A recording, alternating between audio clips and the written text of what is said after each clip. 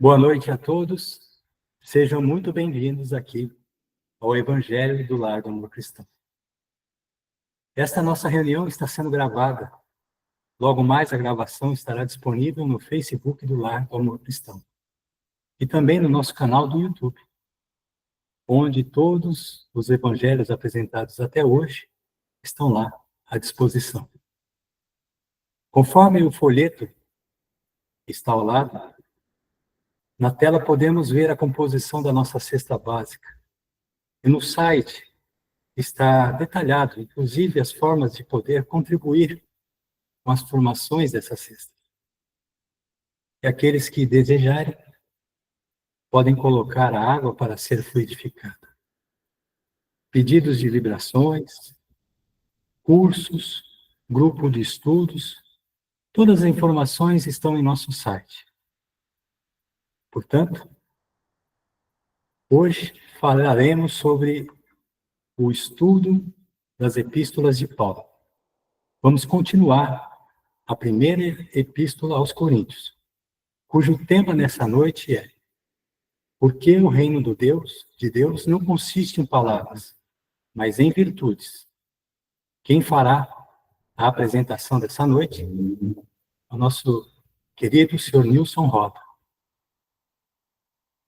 Para ambientarmos a nossa sala e a nossa reunião, vamos convidar aqui a Rita de Cássia para fazer a leitura inicial. Por favor, Rita. Boa noite a todos. Eu vou ler um texto, uma oração, que está no livro Meditações Diárias do Emmanuel, pelo Chico, e que chama assim: Oração Nossa. Senhor, ensina-nos a orar sem esquecer o trabalho, a dar sem olhar a quem, a servir sem perguntar até quando, a sofrer sem magoar seja a quem for, a progredir sem perder a simplicidade, a semear o bem sem pensar nos resultados, a desculpar-se em condições, a marchar para a frente sem contar os obstáculos, a ver sem malícia, a escutar sem corromper os assuntos, a falar sem ferir, a compreender o próximo sem exigir entendimento, a respeitar os semelhantes sem reclamar consideração, a dar o melhor de nós, além da execução do próprio dever, sem cobrar taxas de reconhecimento. Senhor, fortalece em nós a paciência para com as dificuldades dos outros, assim como precisamos da paciência dos outros para com as nossas dificuldades. Ajuda-nos para que a ninguém façamos aquilo que não desejamos para nós. Auxilia-nos, sobretudo, a reconhecer que a nossa felicidade mais alta será, invariavelmente, aquela de cumprir-te os desígnios onde e como queiras, hoje, agora e sempre. Muito obrigado, Rita. Eu que agradeço. E agora, vamos nos ambientando e vamos nos conectando com Deus, nosso Pai, e Jesus, o nosso querido Mestre, que possa nos abençoar nessa reunião de hoje. Pai nosso que estais no céu, santificado seja o teu nome. Venha a nós o vosso reino. Seja feita a vossa vontade, assim na terra como no céu. Ao pão nosso de cada dia nos dai hoje. Perdoai as nossas dívidas, assim como nós perdoamos os nossos devedores. Não deixeis cair em tentação. Livra-nos, Senhor, de todo mal. Que assim seja, graças a Deus e graças a Jesus. E convidamos agora o senhor Nilson para fazer a explanação do tema de hoje. Muito obrigado. Boa noite, meus queridos irmãos e irmãs. Hoje o tema, como o Tadeu já anunciou, é o poder do reino de Deus não consiste em palavras. Esse tema está através do versículo Coríntios 1 4:20. Este é o versículo de Paulo. Para elucidar um pouco mais esse evangelho, nós vamos falar um pouquinho aonde é Corinto, né? Corinto é uma cidade do município de Coríntia, na unidade regional de Coríntia, na região de Peloponeso. É uma cidade que surgiu na era neolítica, aproximadamente há 6.000 anos antes de Cristo. Existem várias versões sobre a fundação da cidade. Os coríntios da época da Pausanias, geógrafo, diziam que a cidade havia sido fundada por Corinto, filho de Zeus, e que Éfira, filha do oceano, foi a primeira moradora da região, que se chamava Efíria.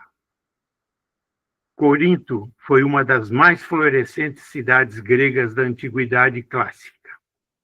Corinto tinha 2 importantes portos. Havia em Corinto também 2 grandes templos: o templo de Afrodite, que é a deusa do amor, e um templo de Apolo, deus da música, do canto, da poesia, da beleza masculina. Diz a história que havia um templo da deusa de Afrodite que possuía 1000 sacerdotisas. Então, essa é mais para elucidar, norte, né? Pelo menos um pouquinho, aonde é que de que local nós estaríamos falando, né? Aonde passou o Paulo passou por isto, né? Lembrando que, para o Espiritismo, Paulo de Tarso é um exemplo de que todos os seres humanos são capazes de superar as sombras do passado e sua história é um convite ao perdão e à humildade, e à entrega ao serviço do próximo, valores fundamentais para um progresso espiritual. E o que mais acontecia na igreja de Corinto, né? Não houve um único pastor nesta igreja, mas sim uma sucessão. O apóstolo Paulo, sendo o fundador e o primeiro líder, seguindo por outros como Apolo, Timóteo e Sóstenes, como figuras importantes no ministério da cidade. Paulo foi o fundador na segunda viagem missionária, ficando na cidade por cerca de 1 ano e meio. Ministrou na sinagoga, fundou a comunidade e escreveu 2 epístolas, 2 Coríntios, para instruir e resolver os problemas da igreja. Apolo era um educador de Alexandria, muito após Paulo. Ele era um forte opositor dos judeus e demonstrava pelas escrituras que Jesus é o Cristo, tornando-se uma figura de fiéis. Timóteo acompanhou Paulo nas viagens e foi enviado para Corinto para auxiliar na evangelização, destacando-se como um pastor valioso. Sóstenes pode ter sido um escriba de Paulo. Ele também foi espancado na cidade devido à pregação de Paulo, e a carta é atribuída a Paulo e a Sóstenes. Portanto, a igreja de Corinto teve o apoio de diversos líderes, sendo Paulo o seu principal fundador. O maior problema da igreja de Corinto eram as divisões e os estrelismos, onde os fiéis se dividiam em grupos baseados em líderes como Paulo, Apolo e Pedro. Em vez de focar em Cristo, esta falta de unidade, juntamente com a imoralidade, a soberba, os falsos ensinamentos e a maldição dos dons espirituais, em um contexto de corrupção cultural, levava a sérias desordens dentro da comunidade de Corinto. Portanto, meus queridos irmãos e irmãs, através do versículo de Paulo, 1 Coríntios 4, 20, ensina o reino de Deus, que o reino de Deus não se manifesta através das palavras ou teorias, mas sim através que age na vida dos crentes, transformando e demonstrando a força do Evangelho. Este poder não é a sabedoria intelectual, para sim intervenção divina que capacita os fiéis a viverem o Evangelho com autoridade e testemunharem a força inquestionável de Deus em suas vidas. Aqui nós queremos, quando em crentes, né? O que age na vida dos crentes são as pessoas que acreditavam no poder de Deus. Então, só para traduzir, pode acontecer de a gente falar várias vezes da palavra crentes, então são as pessoas que acreditam na palavra do Cristo. Mas em palavras, mas em poder. O cristianismo e o reino de Deus não se limitam a discursos, filosofias e conhecimentos intelectuais, mas se expressam através do poder transformador de Deus. A palavra poder aqui, dunamis, refere-se a uma força dinâmica, um poder explosivo como o dinamite, que é um poder de Deus operando através do Espírito Santo. O poder de Deus é visto na vida dos crentes, que devem vivenciar o Evangelho e testemunhá-lo com autoridade para que a fé e a mensagem se tornem um tesouro inquestionável na vida de quem ouve. Apóstolo Paulo usa este versículo para enfatizar a fé dos crentes. Não deve se basear em sabedoria humana, mas sim no poder de Deus, que é superior a qualquer eloquência ou conhecimento intelectual. Em resumo, 1 Coríntios 4, 20 é um chamado para que a demonstração do reino de Deus seja vivida na prática com o poder atuante do Espírito Santo, não apenas discutida ou professada. Esta afirmação tem um significado profundo e relevante para todos os cristãos. Ela nos lembra que não basta apenas professar a nossa fé com palavras. Precisamos viver essa fé de forma ativa e poderosa. Isso significa que devemos buscar a presença de Deus em nossa vida e permitir que o seu poder transforme a nossa vida e as vidas daqueles ao nosso redor. Além disso, essa passagem nos lembra que a verdadeira autoridade vem de Deus e não das palavras humanas. Na época em que Paulo escreveu essa carta aos Coríntios, havia muitos pregadores que se gabavam da sua sabedoria e eloquência, mas que não demonstravam o poder de Deus em suas vidas. Paulo ressalta que essa sabedoria humana não é suficiente para estabelecer o reino de Deus na terra. No contexto bíblico, Paulo se dirige aos coríntios que estavam enfrentando problemas com falsos mestres que se apresentavam como verdadeiros apóstolos. Paulo alerta que esses falsos mestres estavam pregando apenas com palavras, mas não demonstravam o poder de Deus em suas vidas.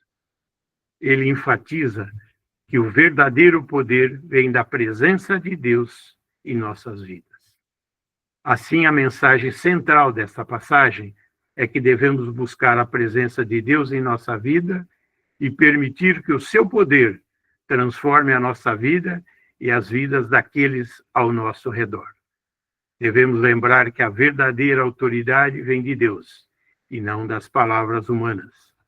E, finalmente, devemos viver a nossa fé de forma ativa e poderosa, demonstrando o amor, o poder de Deus em tudo em que fazemos. E no capítulo também 4, 21 de Coríntios 1, que Paulo nos diz: de que modo? Que quereis? Irei ter convosco com vara ou com amor e espírito de mansidão.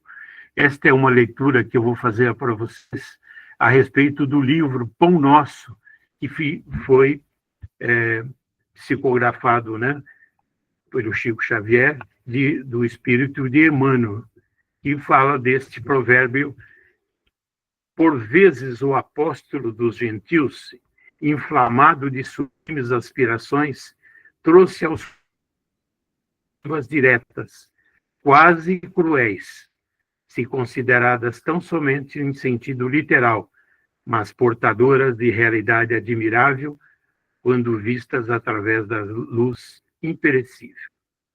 Em todas as casas cristãs vibram irradiações de amor e paz.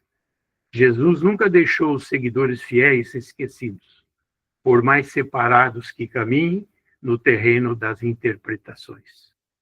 Emissários abnegados do devotamento celestial espalham socorro santificante em todas as épocas da humanidade. A história é demonstração da verdade. A nenhum século faltaram missionários legítimos do bem. Promessas e revelações do Senhor chegam aos portos do conhecimento através de 1000 modos. Os aprendizes que ingressam nas fileiras evangélicas, portanto, não podem alegar ignorância de objetivo a fim de esconderem as próprias falas. Cada qual no lugar lhe compete.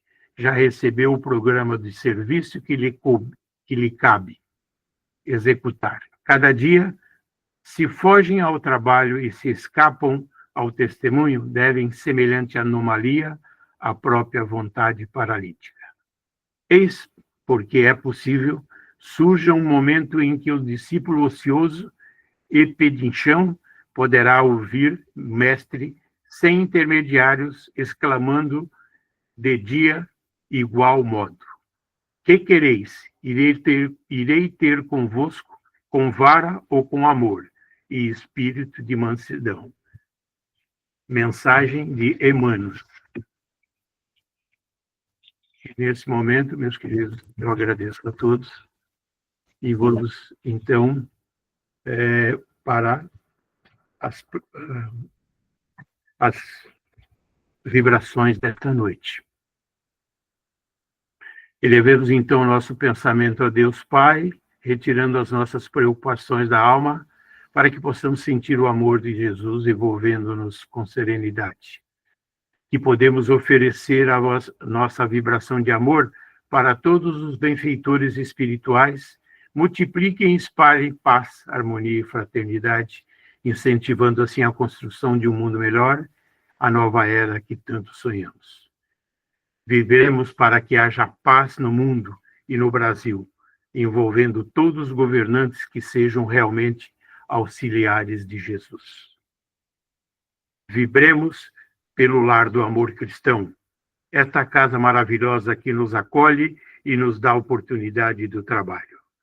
Vibremos para as pessoas que se encontram no leito de dor, pelas crianças, pelos jovens, pelos idosos, envolvendo todos em carinho. Vibremos para as pessoas que se encontram no caminho das drogas e do álcool. Vibremos pelos lares, envolvendo nossa família em vibração de respeito, fraternidade e amor. Vibremos para que o Evangelho de Jesus penetre no coração de todos os lares, iluminando a mente da humanidade para a necessidade de amar. E pedimos licença para vibrarmos por nós mesmos, para que possamos preservar em nós os nossos melhores propósitos. Vamos deixando em amorosa, para que Deus possa utilizar aonde for mais necessário. Agradeço a todos e também agradeço a Rita pela leitura. Muito obrigado, uma boa noite a todos. Por favor.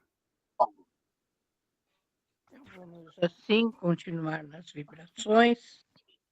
E, neste momento, juntamente com os mentores do lar, com os nossos mentores, possamos adentrar aos nossos lares, com luz, com amor, depositando em cada cômodo da nossa casa serenidade, tranquilidade. Vamos pedindo aos nossos mentores que retirem as formas de pensamentos, as negatividades, as tristezas, as mágoas, as preocupações, que eles possam visitar neste momento todos os nossos ambientes. Vamos também agora na nossa cozinha, pedindo a eles também que fluidifiquem os nossos alimentos, que eles tragam não somente bem-estar para a nossa parte física, mas também para a nossa parte espiritual. A água que ali está também possa receber os fluidos necessários para que, ao preparar os nossos alimentos ou ao ingeri-la, nós possamos receber essas benesses. Vamos agora pedindo para os nossos mentores que visitem as casas dos nossos vizinhos, que ali eles possam verificar qual a necessidade de cada um, no trabalho, na prosperidade, na harmonia, na compreensão, na saúde. Que cada um possa receber nesta noite aquilo que eles têm mais necessidade. E agora nós vamos receber os nossos familiares. Vamos colocando-os num grande círculo. Vamos abraçando a cada um, principalmente aquele que está mais necessitado, seja na parte da saúde, do equilíbrio emocional, na parte da prosperidade. Vamos abraçando todos, colocando-os num grande círculo. Este círculo está sendo iluminado pelas mãos do nosso querido Jesus. Os nossos mentores estão amparando, protegendo todos os nossos familiares. Que eles possam receber nesta noite tudo aquilo que eles almejam.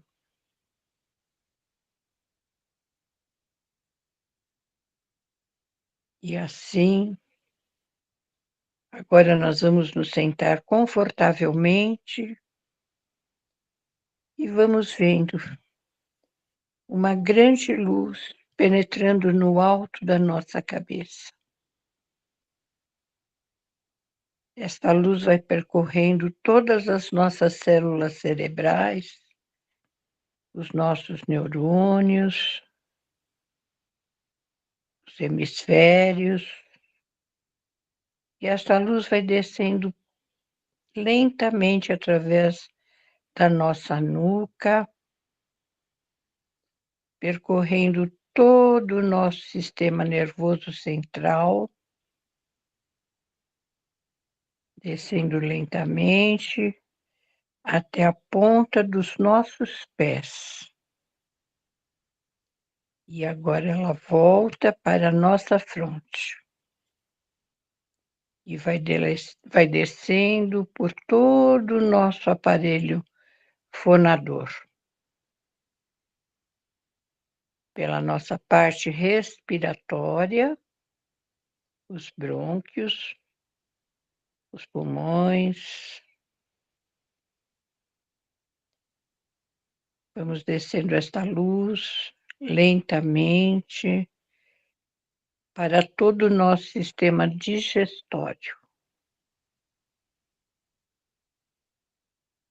Todos os órgãos que compõem o sistema digestório.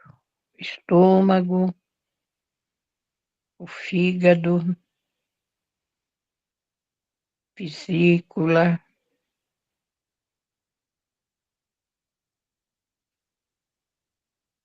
vamos também para o nosso baço, para a produção das nossas células, nossos glóbulos vermelhos.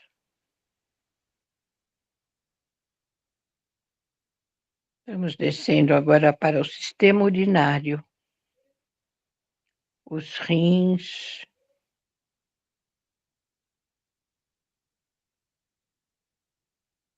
para o nosso intestino, todo o sistema excretor.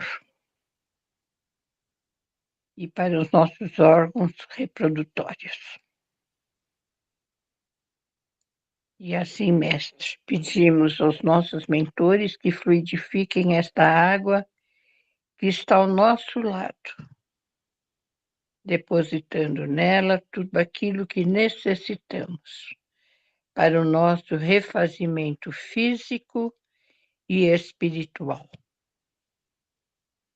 E assim, Jesus, agradecemos a oportunidade de trabalharmos na Tua messe, que nós possamos sempre estar contigo, que a Tua luz e a Tua paz nos envolva e envolva todo o planeta Terra. Pai nosso que estais no céu, santificado seja Teu nome. Venha a nós o Teu reino e seja feita a Tua vontade, assim na terra como no céu. O pão nosso de cada dia nos dai hoje. Perdoai as nossas dívidas, assim como nós perdoamos aos nossos devedores. E não nos deixes cair em tentações, mas livra-nos de todo mal, que assim seja, graças a Deus. Boa noite, obrigada, Nilson, obrigada, Rita, pela colaboração, pelo carinho. Muito obrigada. Uma boa noite a todos, até a próxima. Obrigado. Boa noite a Obrigado. todos. Boa noite a Obrigado, Rita. todos.